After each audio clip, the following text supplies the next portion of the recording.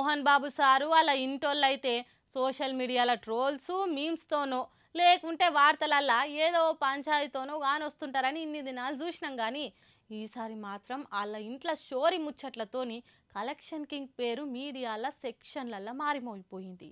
మోహన్ బాబు ఇంట్లో చోరీ చేసేంత ధైర్యము ఎవరు చేసిర్రు ఇంతకు? ఏమేమి ఎత్తుకపోయిర్రు? ఎట్లేసుకపోయిర్రు?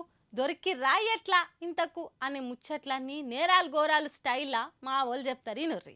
బాబులకే బాబు అయిన మోహన్ బాబు ఇంట్లో జరిగిన యథార్థ సంఘటన ఇది. జల్పల్లిలో ఉన్న సువిశాలమైన ఇంట్లో మోహన్ బాబు నివాసం ఉంటున్న సంగతి తెలిసిందే.